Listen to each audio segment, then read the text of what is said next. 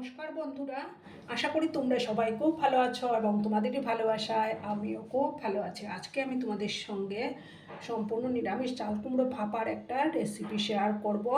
তার জন্য দেখো আমি চাল কুমড়োগুলোকে এইভাবে পিস পিস করে কেটে নিয়েছি। তো সবার প্রথমে আমি একটা মশলার পেস্ট তৈরি করে নেব।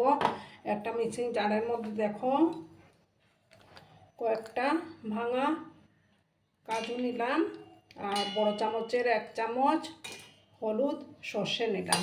প্রথমে আমি এটাকে একটু শুকনো অবস্থায় গ্রাইন্ড করব। তারপর 4টা দেখো কাঁচা লঙ্কা নিয়েছি, 4টা কাঁচা লঙ্কা আর একটু সামান্য জল দিয়ে এটার একটা মিহি পেস্ট আমি তৈরি করে নেব।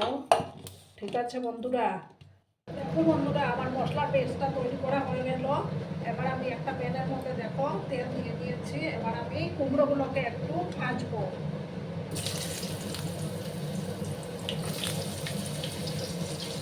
সমস্ত কুমড়োগুলো আমি এবার দিয়ে দেবো। এবার দেবো সামান্য একটু হলুদের গুঁড়ো,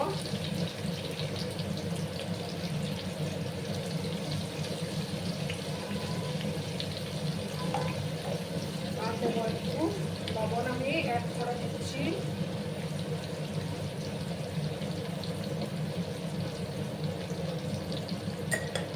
এবার আমি ভালো করে নাড়াচাড়া করে দেবো।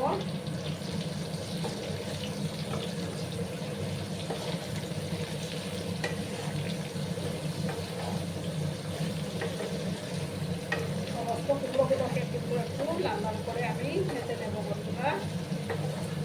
আর ভিডিও দেখা শুরুতেই একটা লাইক করতে তোমরা ভুলো না।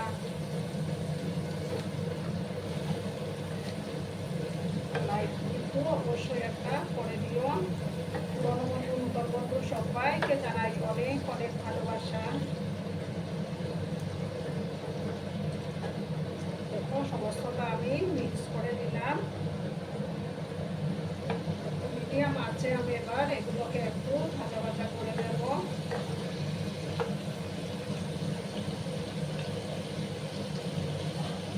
এবার আমি এটাকে একটু ঢাকা চাপা দিয়ে রাখবো 3-4 মিনিটের মতো, আর মাঝে মাঝে একটু নাড়াচাড়া করে দেবো। বন্ধুরা এবার আমি ঢাকাটা আবার সরালাম। আবার আমি একটু নাড়াচাড়া করে দেবো। আর একটু সময় লাগবে আমি এগুলোকে ভেজে নেব।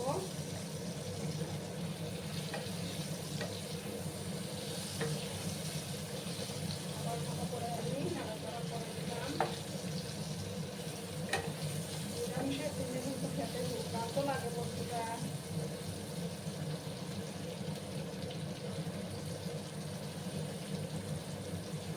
একটা নতুন ভাবার রেসিপি হলে আর কোনো কিছুতে দরকার পড়বে না, দুর্দান্ত লাগে খেতে। আর একটু সময় আমি ভাজবো। আবার আমি একটু ঢাকা চাপা দিয়ে রাখলাম বন্ধুরা। বন্ধুরা আবার আমি ঢাকাটা সরিয়ে দিলাম। এবার আমি আরেকটু বেশি আর আমি ভাজবো না। এবার আমি গ্যাসটা অফ করে দিলাম। এবার আমি একটা ডিম বাটি নেব।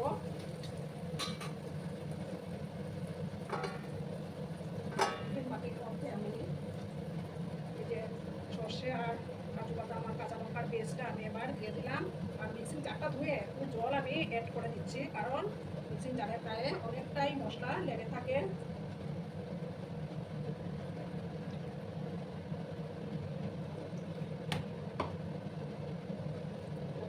সমস্ত মশলাটা দিয়ে দিলাম। এবার আমি এটার মধ্যে দেখো নারকেল গুঁড়ো দেবো। বেশ কিছুটা নারকেল গুঁড়ানো আমি দিয়ে দিলাম।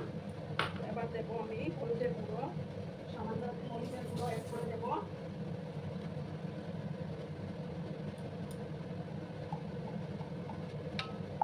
দেখো হলুদের গুঁড়োটা দিলাম। জাস্ট একটু 5 চামচ থেকে কম কাশ্মীরি লঙ্কার গুঁড়ো অ্যাড করে দিলাম। এবার দেবো পরিমাণ মতো লবণটা অ্যাড করে দিচ্ছি। আগে কুমড়ো ভাজার সময় দিয়েছিলাম। সামান্য একটু চিনি আমি অ্যাড করে দেবো, 2-3 দানা চিনি দেবো। এবার আমি এটাকে ভালো করে মিক্স করে নেব।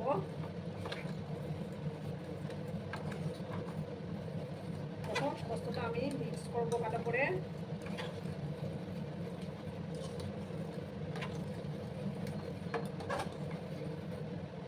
সামান্য একটু জল আমি দেবো, আর একটু জল দিলাম। এবার আমি এটার মধ্যে দেবো সর্ষের তেল।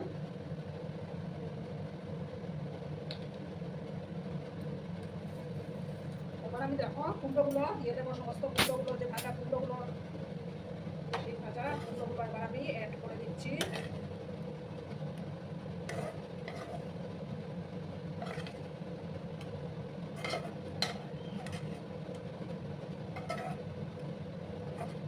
নিরামিষের দিনে খাবারটা পুরো জমে যাবে বন্ধুরা। এবার আমি ভালো করে আবার মিক্স করবো। দেখো কত সুন্দর লাগছে না বন্ধুরা দেখতে।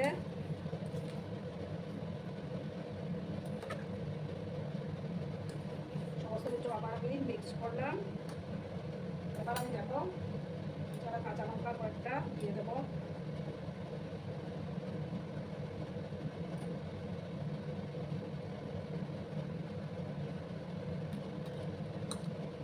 এবার আমি গোটা মুখটা লাগিয়ে দেবো। আমি গ্যাসটা অন করে দিচ্ছি বন্ধুরা।